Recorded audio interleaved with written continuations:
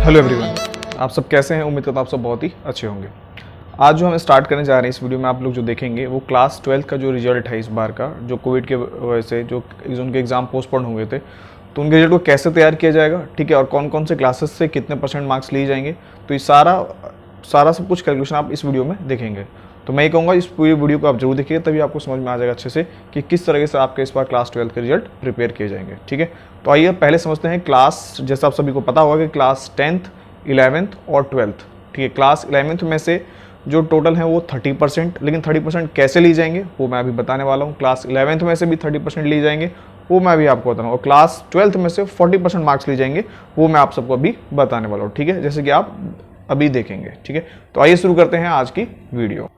सबसे पहले बात मैं एग्जांपल ले रहा हूँ कि क्लास 10th के जो मैक्सिमम मार्क्स होते हैं, जो आप लोगों के एग्जाम होते हैं वो 80 मार्क्स के होते हैं, बाकी जो मार्क्स होते हैं वो इंटरनल एग्जाम होते हैं। ठीक है, उसमें से हम जो लेंगे वो 30% मार्क्स टोटल कंसीडर करेंगे। तो मैं एग्जांपल मान लेता हूँ कि 5 सब्जेक्ट आप जैसे सबको पता होगा एग्जाम होते हैं। ठीक है, तो 5 सब्जेक्ट में से मैंने ये माना कि जो पहला सब्जेक्ट है आपका, जैसे आप स्क्रीन पर देख पा रहे होंगे, जो पहला सब्जेक्ट उसमें से आपके 70 मार्क्स आए, जो दूसरा सब्जेक्ट है उसमें से 65 आए, और जो तीसरा है उसमें 80 मार्क्स आए, जो फोर्थ है आपके वो उसमें 60 आए हैं, और जो फिफ्थ है आपके 65 आए हैं, जैसे आप स्क्रीन पे आप देख पा रहे होंगे। ठीक है, अब इसमें से करना क्या है, हमें जो बेस्ट 3 आपके मार्क्स आए हैं टोटल ओवरऑल सब्जेक्ट में से, उन सभी को हमें सेलेक्ट करना है। तो जैसे पहला हमने सेलेक्ट किया 70, दूसरा 80, और तीसरा आपका, मतलब कि मैं ये कहना चाहता हूँ कि पहला जो आपने सेलेक्ट किया वो 80, दूसरा उसके बाद 70, और जो तीसरा है वो 65। अब क्या करना है, इन तीनों का एवरेज निकालना है। तो एवरेज आप सबको पता है, इन तीनों को सम कर देंगे। तो 70 plus 80 plus 65 and divide by 3।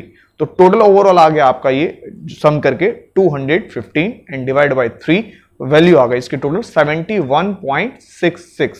ठीक है, अब ये जो वैल्यू टोटल सम करके आई है, इसमें से आपको इसका 30% निकालना है।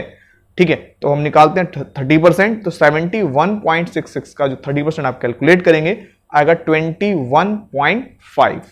ठीक है, तो आई होप क्लास 10th में से कैसे मार्क्स लिए जाएंगे वो आप यहां पे समझ चुके होंगे। ये आपके पास क्लास 10th की मार्कशीट होगी, आप वहां से खुद से भी इस चीज को कैलकुलेट कर सकते हैं। अब आइए समझते हैं क्लास 10th के बाद क्लास 11th का। ठीक है, लेकिन पहले एक बात बता दूं, जैसे आप सबको पता है कि टोटल जो मार्क्स हैं वो 100 मार्क्स के आपके कोई भी एग्जाम होते हैं, लेकिन उसमें से उसको 2 पार्ट्स में डिवाइड किया जाता है। एक 80 मार्क्स का जो आपके थ्योरी का एग्जाम होता है, और 20 मार्क्स जो आपके इंटरनल एग्जाम्स होते हैं। ठीक है, इंटरनल असेसमेंट आप कह सकते हैं, प्रैक्टिकल कह सकते हैं, उसमें वाइवा होता है, फाइल बनाए जाते हैं, ये सारे जो मार्क्स है वो आपको 20% ऑन एन एवरेज दिया जाता है। ठीक है, तो आइए समझते हैं क्लास 11th के मार्क्स की कैलकुलेशन किस प्रकार होंगे। ठीक है, तो जैसे क्लास 11th में भी आपको पता है कि मैक्सिमम जो मार्क्स हैं आपके वो 80% का होगा, उसमें से भी हमें जो उसका टोटल मार्क्स लेने हैं वो 30% लेना है। ठीक है, तो आइए देखते हैं। सबसे पहले जो स्क्रीन पे आप देख पा रहे होंगे, मैंने एग्जांपल लिया है, ठीक है, समझाने के लिए। जो टोटल आपके पास 5 सब्जेक्ट है, उस 5 सब्जेक्ट में से जो पहला सब्जेक्ट है, मान लेते हैं कि 50 मार्क्स आपके आए। ठीक है, सेकेंड में आपके 75 आए, थर्ड में आपके 55 आए, फोर्थ में आपके 65 आए हैं, और फिफ्थ सब्जेक्ट में 75 आए। अब क्या करना है, अब इसमें जो इसकी कैलकुलेशन है वो 10th क्लास की तरह नहीं होगी। जो 10th क्लास था उसमें आपने एवरेज निकाला था, अब इसमें से हमें ईच सब्जेक्ट के 30% मार्क्स कैलकुलेट करने हैं। ठीक है, तो पहला जो फर्स्ट सब्जेक्ट जो 50 मार्क्स आए, 50 मार्क्स का आप 30% कैलकुलेट करेंगे, तो आपका यहां पे वैल्यू आ जाएगा 15। ठीक है, जो आप देख पा रहे होंगे स्क्रीन पे, आप समझ भी पा रहे होंगे। जो सेकेंड है 75 मार्क्स का जो 30% निकालेंगे 22.5 आएगा। जो थर्ड है आपका 55, उसका 30% निकालेंगे 16.5 आ जाएगा। ठीक है, फिर फोर्थ सब्जेक्ट का निकालेंगे जो 65 है, उसका 19.5% आएगा। उसका जो फिफ्थ सब्जेक्ट है 75 मार्क्स आए, उसका 30% आप कैलकुलेट करेंगे तो 22.5% आ जाएगा, जो आप स्क्रीन पे देख पा रहे होंगे, आप कैलकुलेट भी कर सकते हैं। ठीक है, तो अब आपने देख लिया कि क्लास 11th में से आपके कैसे मार्क्स कंसीडर किए जाएंगे। ठीक है, इसमें एक कंडीशन और भी है जो वैसे मैं यहां ही बताता हूं कि एक मॉडरेशन पॉलिसी भी है कि हो सकता है कि क्लास 11th में कुछ बच्चों के मार्क्स अच्छे नहीं आए होंगे। ठीक है, तो उसमें कुछ +5 और -5 का एक क्राइटेरिया रखा गया, जिसे मॉडर्न पॉलिसी कह सकते हैं। तो वो भी सीबीएसई ने यहाँ पे स्कूल को बता दिया है कि आप इस तरीके से उसको कंसिडर कर सकते हैं, लेकिन वो क्लास 11th में होगा। ठीक है, अब क्लास 11th के बाद आते हैं क्लास 12th की तरफ। ठीक है, अब क्लास 12th में आप देखेंगे कि जो अभी आपके उसमें 5 सब्जेक्ट होते हैं। ठीक है, चाहे वो साइंस की बात करें, कॉमर्स की बात करें। एक बात और, अगर किसी ने कोई एडिशनल सब्जेक्ट लिया हुआ है तो उसमें वो मार्क्स कंसिडर नहीं किए जाएंगे। ठीक है, अगर एडिशनल कोई बेस्ट है तो वो मार्क्स कंसिडर हो सकते हैं। ठीक है, तो अभी क्लास 12 के बारे में समझते हैं। क्लास 12 में भी मार्क्स मैक्सिमम मार्क्स जो है 80 मार्क्स के आपके थ्योरी का एग्जाम होता है।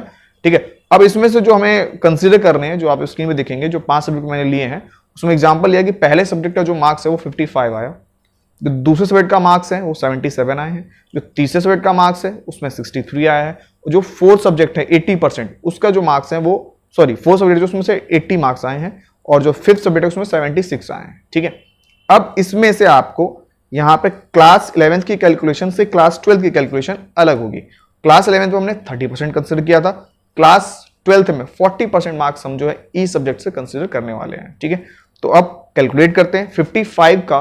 55 जो मार्क्स आए आपके पहले सब्जेक्ट में, उसका 40% कैलकुलेट किया, 22 जो है आपके मार्क्स आ गए।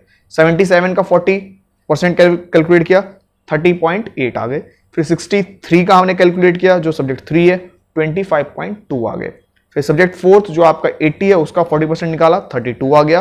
जो फिफ्थ सब्जेक्ट है 76 मार्क्स इसमें आए हैं आपके, उसका हमने 40% निकाला, 30.4 आ गए। ठीक है, तो अब ये टोटल आपके क्लास 12 के मार्क्स इस तरीके से कैलकुलेट आप कर सकते हैं। ठीक है, अब जो फाइनल रिजल्ट है, जो सबसे ज्यादा इंपॉर्टेंट है, फाइनल रिजल्ट को कैसे प्रिपेयर करेंगे। ठीक है, जो आप सभी की जो एक कंफ्यूजन है, जो प्रॉब्लम है, जो किस तरीके से सर हमारा रिजल्ट आएगा, तो अब फाइनल रिजल्ट को आप थोड़ा ध्यान से यहाँ पे समझेंगे, जो आपका फाइनल रिजल्ट होगा। ठीक है, अब ओवरऑल रिजल्ट के बारे में हम सब कैलकुलेट करेंगे, जो क्लास 10 से लिया है, जो आपने क्लास 11 से लिया, फिर क्लास 12 में लिया है, इन सब का हम सम करेंगे। फिर आइए देखते हैं इसका फाइनल रिजल्ट क्या होगा। तो जो पहला सब्जेक्ट था, जैसे सभी में 5 सब्जेक्ट हमने कॉमन लिए थे, जो पहला सब्जेक्ट है उसमें क्लास जो 10th के हैं वो 21.5, क्योंकि हमने वो एवरेज निकाला था, तो सभी 5 सब्जेक्ट में 21.5 हम उसमें मार्क्स कंसीडर कर देंगे, जो आप स्क्रीन पे देख पा रहे होंगे। ठीक है, अब क्लास 11th में, जो क्लास 11th में हमने मार्क्स लिए थे वो भी हमने टोटल यहाँ पे लिख दिया है, जो 15 आया था, 22.5 आया था, 16.5 आया था, 19.5 आया था और 22.5 आ गया था। अब क्लास 12 की बात कर लेते हैं, जो क्लास 12 के मार्क्स लिए थे वो भी यहाँ पे हम नोट डाउन कर लेते हैं, 22, 30.8, 25.2, 32 और 30.4। अब आपको क्या करना है, overall class 10th, 11th, 12th को सम करना है। ठीक है, तो जो पहले सब्जेक्ट का हमने मार्क्स सम किया वो आ गया 58.5। अब 58.5 जो है हम वो तो नहीं लिख सकते, तो उसको हमने राउंड ऑफ कर दिया है, तो 59 आप कह सकते हैं इसमें से मार्क्स आपको जो है मिलेंगे। अब सब्जेक्ट नंबर 2 सबका सम किया, उसका आ गया आपको 74.8, उसको हमने राउंड ऑफ कर दिया 75। ठीक है, हिसाब से पता होगा कि 0.5 से वो होता है, उसे हम 1 कंसिडर कर लेते हैं। जो तीसरे सब्जेक्ट की बात करें, उसका सम ऑफ किया हमने, उसमें आ गया आपके टोटल 63.2, उसे राउंड ऑफ कर दिया 63, क्योंकि ये 0.5 से कम है। ठीक है, फोर्थ सब्जेक्ट है आपका, उसका सम ऑफ किया हमने 73.1 आया, उसको राउंड ऑफ कर दिया तो 73 आ गए।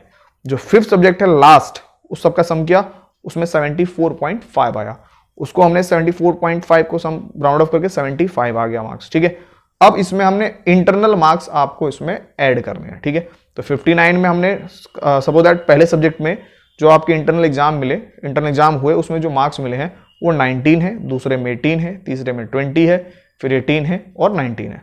अब इसको हम 1 बाय 1 यहाँ पे सम करते हैं और फिर देखते हैं टोटल मार्क्स आपको पहले सब्जेक्ट में कितना रिसीव हुआ है। ठीक है, तो 59 और 19 को ऐड कर दो आप, तो टोटल आ जाएगा 78, फिर देन 75, फिर 18 को आप करेंगे, फिर 93 आ जाएगा, फिर 63 और 20 को ऐड कर देंगे, 83 आ जाएगा, फिर 73 और 18 को आप ऐड कर देंगे तो टोटल आपका 91 आ जाएगा।